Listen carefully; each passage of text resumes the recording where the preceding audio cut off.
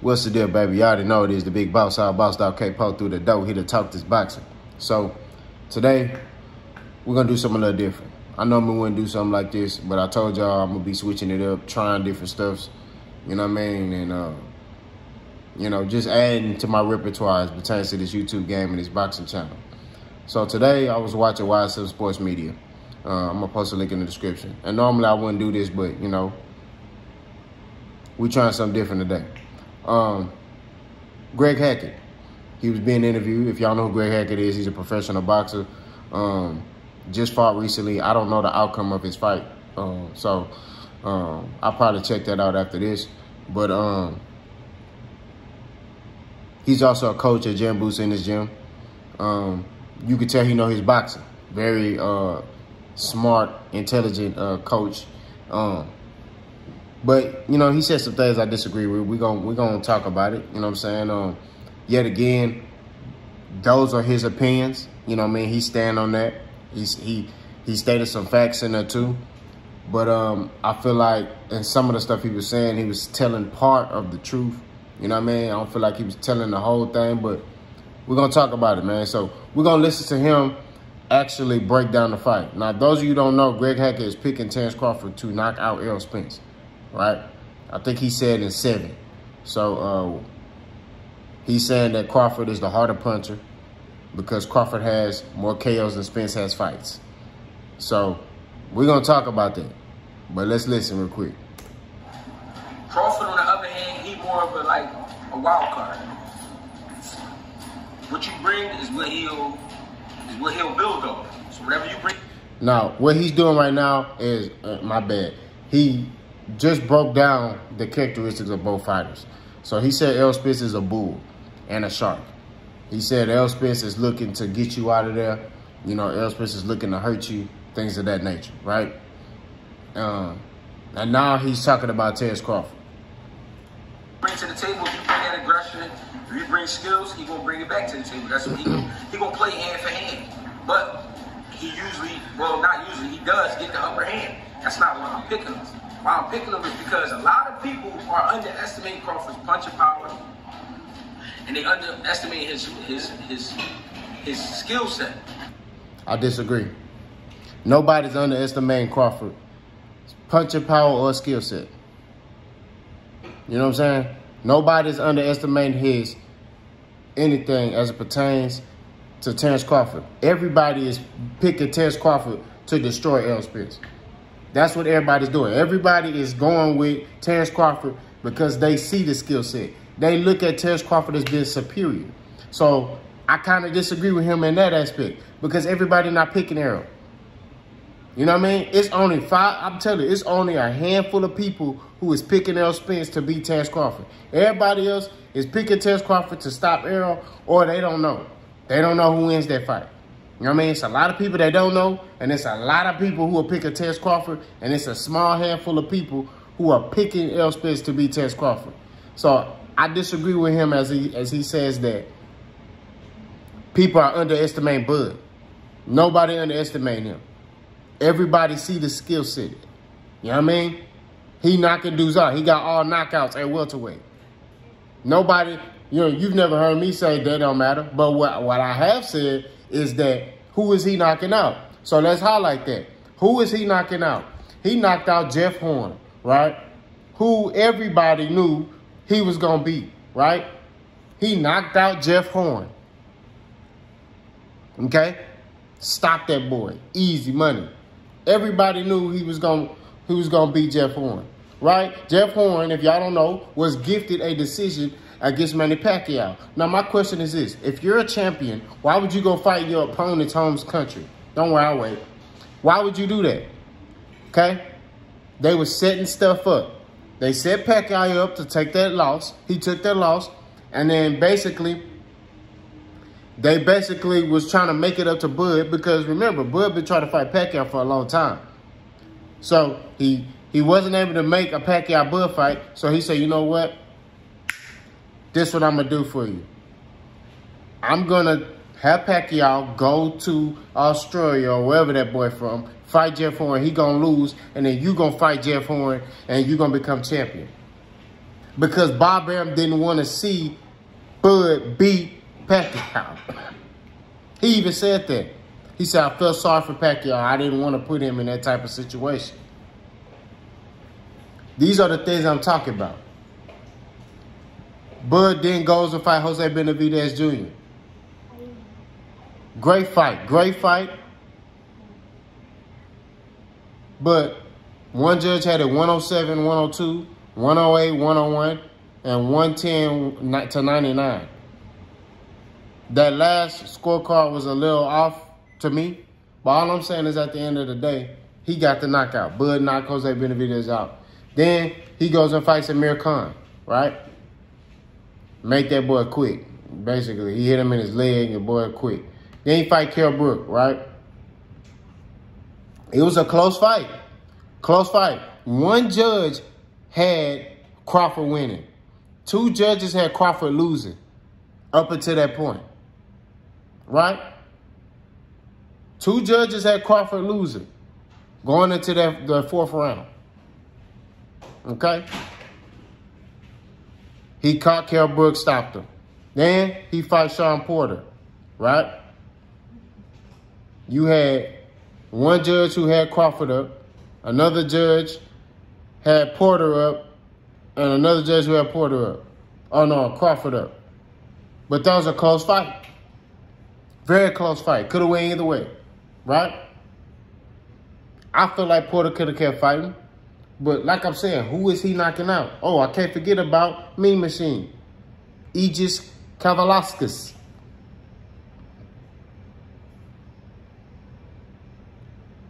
Like I keep saying, bro, who are you knocking out? I'll give him credit for Sean Porter. Although we can sit there and, you know, say that Sean Porter sat there and said that, hey, I wasn't locked in that fight. Which I don't think that Bud or Sean Porter really wanted to fight each other in that point, in that aspect. Bud was forced to fight Sean Porter. That's just what it is. Porter could have kept fighting, but his daddy threw in the towel, right?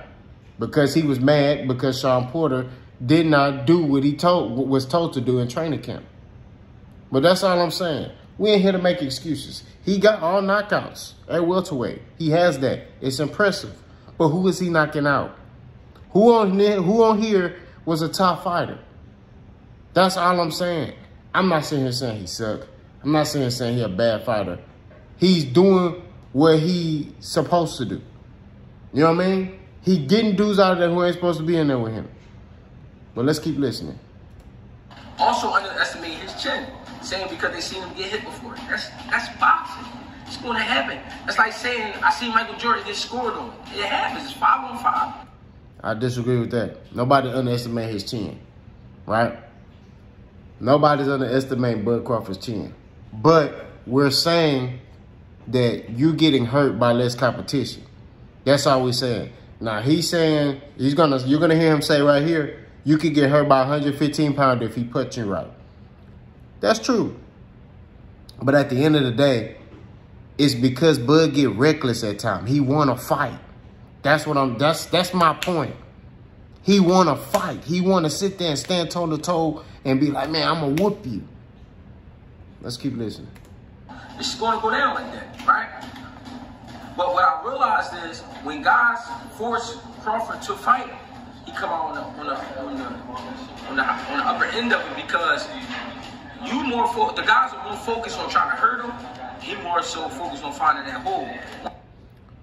I agree with that last part. He is more focused on finding that hole. But I disagree with the statement of, I think it's a little bit of both. He's trying to hurt them too. But he's trying to be calculated about it. You know what I mean? He tried. But like I say, he do ego fight. He get hit with something, he wanna get his lick back. That's Bud Crawford. Once he finds that hole and he lands, it's trouble from there. You know what I mean? We talk about a guy, yeah, we keep talking about he was 130 pounder, 35 pounder. He too light in the ass. Yeah, but he's a grown man. Nobody said that. You never heard me say that, oh, Bud Crawford, 135 pounder. like I said, size don't mean nothing in this fight. Between him and Errol, size don't mean nothing. It's the skill set. I don't want to hear nobody talking about because Errol is big, he gonna beat Bud. I don't want to hear that. That's not what I'm gonna say. You know what I mean? I don't think that's gonna play a factor. I think that it's the skill set of Errol Spence that's gonna beat Terence Crawford. Just like it's the skill set of Terence Crawford that's gonna beat Errol. Size don't mean nothing. I don't want to hear nobody talk about, oh, Errol beat Bud because he bigger than him. I don't want to hear that. You know what I mean? At the end of the day, Bud has filled up to the weight of 147. He knocking out everybody. Weight don't mean nothing. And anybody can hurt you in boxing. A 115-pound man can hurt you in boxing if he hits you right. My thing is, Buddy, he ain't as small as we think. At the same time, skills do match. I mean, the power does match. Errol Spence can punch, but he's more of just a punisher. The reason I'm saying that because we ain't seen Errol Spence punch somebody and just put their lights on. That's not what he do. We ain't seen that since Ocampo. Errol Spence hasn't punched nobody lights out. He didn't knock out Ocampo lights either. He stopped him to the body. Errol gonna go to your body because he know it's a strategy. He know that's the key to your conditioning. That's the key to your win. That's the key to you, you know what I'm saying, continue on in the fight. If you get tired, I don't care how good of a fighter you are. If you get tired in a fight, you turn to a whole nother fighter. That's what it boils down to. If your conditioning ain't good, you turn to a whole nother fighter. I don't care how much skill you got. I don't care how talented you are. You turn to a whole nother fighter. You get weak. You look weak. You turn to a punk when you sit there and that condition, you not conditioned. You find out real quick that you can try to dog it out how you want to. Trust me, don't matter. If you get tired, it's a wrap. Especially against a fighter like Errol. You know what I mean? When he knocked him on the first round, yeah, who the fuck was Ocampo? We never heard of him ever. You know what I mean? This is the top echelon of boxing. Errol Spence versus Bud Crawford. My pick is just because when Errol Spence get real stupid, relentless, get real stupid, reckless, Crawford will make him pay for it. I believe. Errol Spence don't get reckless. He don't. Everything is tactical. Everything is tight. You know what I mean? Now, he does have lapse when his mouthpiece fell out. And he went to look for his mouthpiece. That's what happened. Mouthpiece came out. He got punched. Mouthpiece came out. He looked at his mouthpiece. He got hit. Same thing happened to him in the Danny fight. Mouthpiece came out. He went to look for it. But in that Danny fight, he still had his hands up, but he still was getting hit. Ugas fight, he looked down. Ugas caught him and hurt him. But Errol don't get reckless. Now, Bud do. Bud, like I say, Bud will sit there and be like, he'll get hit with a shot. Let's fight. I'm ready. You hit me, I'm going to hit you back. I'm going to let you know. That's Bud. In my head, that's going to happen around the 7th round. Some people going to call me crazy. I get it. You said Errol is half bull, half shark, right? Yeah. Can Bud take it? We've never seen Bud in there in a situation to where as though he got to deal with what a fighter like Errol brings for 12 rounds. That's a great question. My answer to that is we don't know. Now, I could say in my opinion, I don't think so. I don't think Bud Crawford is going to be able for 12 rounds to move around the ring for 12 rounds. He going to have to fight at some point. He going to get tired. He going to have to fight. And when he do that, that's when Errol Spence is going to jab, jab, body, jab, jab, hook, jab, jab, two. Like, that's just what it is. Now, Bud going to have some success, too. It's going to be some rounds. It's going to be multiple rounds where Bud going to have some success. You know what I mean? I think these dudes going to really bite down on their mouthpiece and some shots going to be landed. But I just feel like Errol going to make them better adjustments. Yeah. But that's the question for Errol as well. Can he take it? We seen Ugas hit him back, hit him with a good shot, froze him in his tracks. He looked down at his mouthpiece. Got hit again, he was hurt. They let him ride. That's cool. And like I say, Errol done fought some punchers. Errol done fought Kell Brook, who's a big welterweight, who was sharp, caught Errol. Errol done fought Ugas. Errol done fought, got hit by Sean Porter, got hit by Danny. Like, he done fought some punchers. You know what I'm saying? At the end of the day, I've seen him against top competition get hit by some punchers, and he eat it.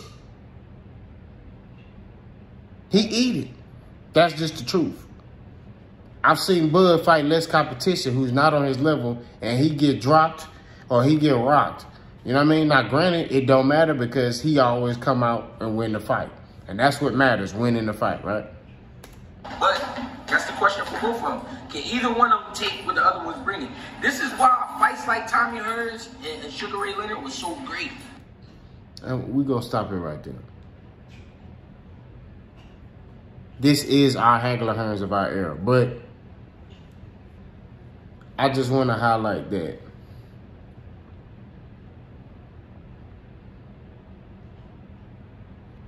this is no knock on Hackett. You know what I mean? Like, that's his opinion. You know what I mean? But you going to have a Bud buddy who watched this video and they going to quote everything he's saying. Just like he said, Crawford is a harder puncher and he got more KOs than Spence has fights. Just like he said that everybody's underestimating Bud Crawford. Nobody's underestimating him. Like I said, I know more people who are picking Bud than picking Errol. It's on a small community of us who are picking Errol Spence to win this fight.